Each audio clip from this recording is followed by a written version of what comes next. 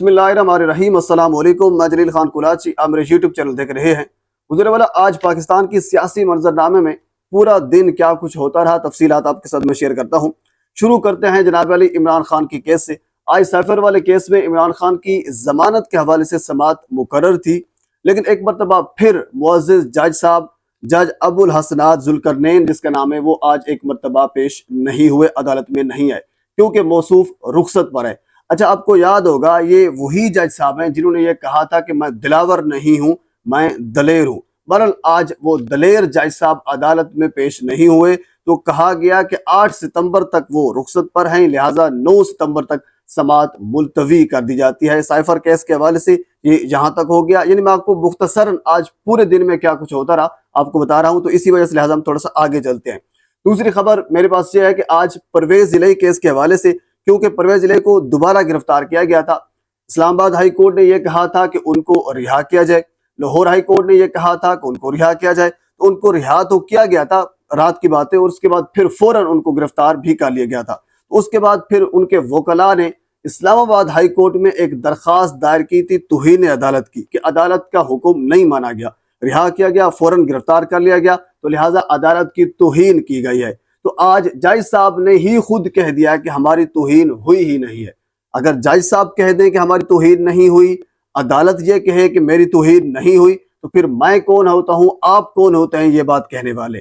آج طارق محمود جہانگیری صاحب نے یہ سماعت کی ہے اور انہوں نے کہا ہے کہ ہمارے حکم پر تو چھوڑ دیا گیا، اب ان کو کسی اور کیس میں پرویز الہی صاحب کو گرفتار کر لیا گیا ہے، تو اس میں عدالت کی توہین نہیں ہوئی۔ ہاں، اگر ہم نے یہ حکم دیا ہوتا کہ ان کو کسی اور کیس میں بھی گرفتار نہیں کرنا، اگر اس صورت میں یہ گرفتار کرتے تو تب ان کے اوپر توہین عدالت لگ سکتی تھی، لہٰذا اب ان کے اوپر توہین عدالت نہیں لگتی، ہماری تو توہین ہوئی ہی نہیں ہے۔ یہ مسئلہ اپنی جگہ پہ موجود ہے کہ پرویز الہی جس کیس میں ان کو گرفتار کیا گیا ہے جوڈیشل کمپلیکس میں، کل اس کے اوپر مکمل تفصیل کے ساتھ آپ کے ساتھ میں ویڈیو شیئر کر چکا ہوں کہ ایک نامعلوم افراد کی جو لسٹ تھی یا FIR تھی، جو مقدمہ تھا، اس میں ان کو ڈال کر، حالانکہ اس دن پرویز الہی صاحب اسلام آباد پنڈی میں موجود ہی نہیں تھے، وہ بندہ لاہور میں تھا۔ ایک بے بنیاد کیس بنا کر، FIR درج کر کے، مقدمہ بنا کر پرویز الہی صاحب کو گرفتار کیا گیا۔ یہ مسئلہ اپنی جگہ پہ موجود ہے، اس کے اوپر انہوں نے کوئی سوال نہیں اٹھا، انہوں نے یہ کہا ہے کہ ہماری تو توہین ہوئی ہی نہیں ہے۔ جب عدالت نے یہ کہہ دیا ہے، کیونکہ وکلاء نے درخواست دی تھی توہین عدالت کی، تو آگے توہین عدالت کہاں سے ہوئی؟ عدالت نے یہ کہہ دیا، جج صاحب نے یہ کہہ دیا ہماری توہین نہیں ہوئی، تو ظاہر سی بات ہے درخواست ساری خارج ہو گئی، انڈرسٹوڈ ہے۔ اچھا، یاد رکھیے کسی بھی عدالت کا یا کسی بھی ملک کا معیار اس کی جوڈیشری پر ہوتا ہے۔ جب انصاف ملتا ہے تو معیار بلند ہوتا ہے۔ جب انصاف کون دے گا؟ ججز صاحبان دے گا نا، یعنی کسی بھی عدالت کا معیار اوپر جائے گا یا پھر عدالت کی بے توقیری ہوگی تو یہ ججز صاحبان کی وجہ سے ہوتی ہے۔ آج اگر توہین عدالت کے نوٹسز جاری ہو جاتے تو یقین مانے عدالت کا وقار بلند ہو جاتا نا۔ تو بہرحال انہوں نے عدالت کے وقار کو کسی اور جگہ پہ رکھا، اپنے وقار کو بھی کسی اور جگہ پہ رکھا، کسی اور کے وقار کو آگے رکھا، اور انہوں نے کہا کہ ہماری توہین عدالت ہوئی ہی نہیں ہے، وہ جو درخواست توہین عدالت کی وہ خارج کر دی گئی۔ اچھا، اس کے آگے انتہائی اہم ترین خبر وہ یہ ہے، اچھا ایک سائٹ پر اس جیسے ججز صاحبان ہیں اور دوسری سائٹ پر کچھ ایسے بھی ہیں۔ اب ظاہر سی بات ہے ہاتھ کی 5 انگلیاں برابر نہیں ہوتی، جسٹس بابر ستار جیسے لوگ بھی ہیں۔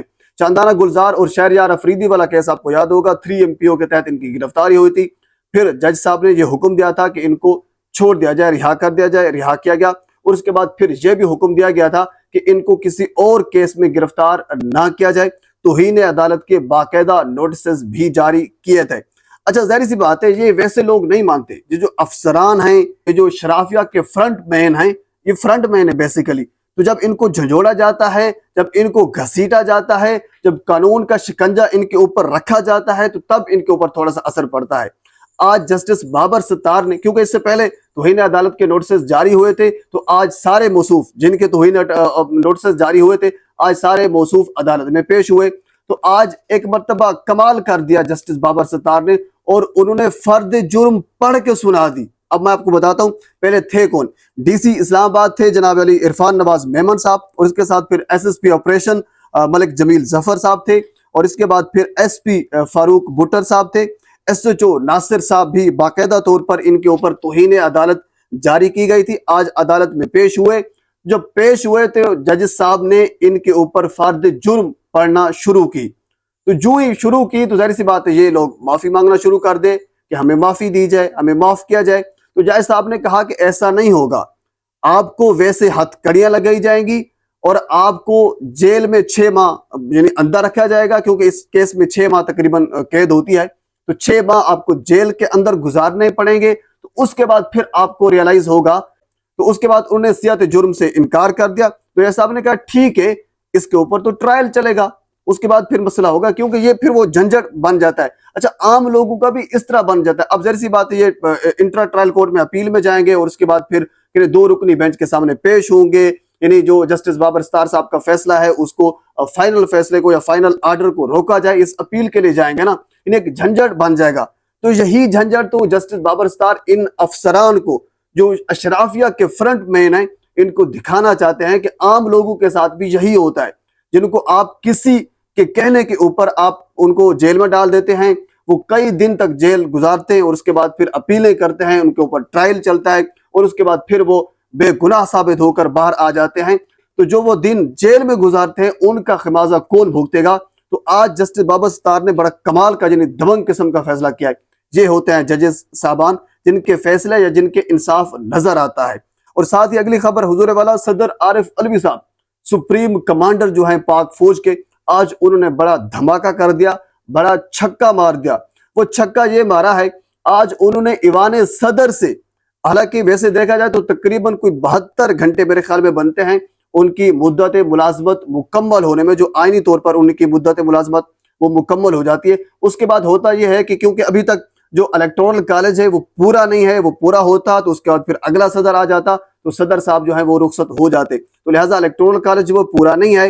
हालांकि उनको मुख्तलिफ वकला ने ये मशवरा दिया है कि आप जो इलेक्शन की तारीख है उसको दे सकते हैं, लेकिन आज ईवान सदर से जो छक्का मारा है वो छक्का ये है, उन्होंने कहा है कि मैं इस्तीफा नहीं दूंगा, ये सदर साहब ने कहा है। इसका मतलब ये हुआ कि जो पिछले दिनों कुछ मुलाकातें होती रही हैं तो सदर साहब से इस्तीफा मांगा गया है, तो उसके बावजूद आज सादा अल्फाज में सदर साहब ने ये कह दिया है कि मैं इस्तीफा नहीं दूंगा। जब इस्तीफा नहीं देंगे तो अंडरस्टूड, इसका मतलब ये हुआ कि वो स्टैंड कर रहे हैं। जब स्टैंड कर रहे हैं तो फिर इलेक्शन की तारीख भी देंगे, तो फिर होगा दमादम मस्त कलंदर। यानी सदर साहब डट चुके हैं, सुप्रीम कमांडर जो फौज के हैं वो डट चुके हैं। अब जो पार्टी है वो शुरू होने वाली है, अब आगे जो है क्या कुछ बनेगा, लेकिन फिलहाल सदर साहब ने बड़ा कमाल का स्टैंड लिया है। अच्छा, यहाँ एक छोटी सी खबर और भी है। आज बुशरा बीबी के हवाले से नेब ने ये कहा है कि हमें बुशरा बीबी मतलूब है। किस हवाले से? ऑडियो जो केसेस थी या ऑडियो जो हिसाब किताब था उस हवाले से। तो हुजूर वाला, आप जो केस चल रहा है वो तो रसीदों के हवाले से चल रहा है बुशरा बीबी के ऊपर या खान साहब के ऊपर, लेकिन हमें उन्होंने कहा कि मतलूब है ऑडियो केस के हवाले से। बहरहाल ये एक अजीब मंतक सी जो आज नेब ने अदालत में पेश किया है, पर इसको फिलहाल तो कह लीजिए कि मुस्तरद कर दिया गया है। नेब ने यह कहा है कि उनकी जो जमानत है उसको खारिज कर लिया जाए, लेकिन अभी तक जमानत उनकी खारिज नहीं हुई। अच्छा, इसके अलावा एक और बड़ी दिलचस्प और छोटी सी खबर यह है, क्योंकि इस वक्त नवाज शरीफ साहब पाकिस्तान में मौजूद नहीं है, शहबाज शरीफ साहब भी मौजूद नहीं है, जरदारी साहब भी पाकिस्तान में मौजूद नहीं है, और पिछले कुछ दिनों से खबर ये थी कि अब तैयारी पकड़ रही थी मरियम नवाज सेबा लंदन जाने की। तो अब ये खबर आई है कि लंदन वो नहीं जा रही। उसके पीछे रीजन ये बताई जा रही है कि तनकीद का डर है। जाहिर सी बात है, अब सारे के सारे लोग अगर लंदन चले जाएंगे तो अंडरस्टूड तनकीद तो लोग करेंगे। अब किसी ने मेरे ख्याल में खूबसूरत जुमला कहा था कि शरीफ खानदान को आप तब तक पाकिस्तान में रख सकते हैं जब तक उनके पास इक्तदार हो, अगर इक्तदार नहीं होगा तो फिर वो पाकिस्तान में नहीं होंगे। बहरहाल आज उन्होंने तनकीद की वजह से जो जरा ने बताया है कि उन्होंने कुछ स्टे कर लिया है, तो अंडरस्टूड स्टे इनसे नहीं होगा।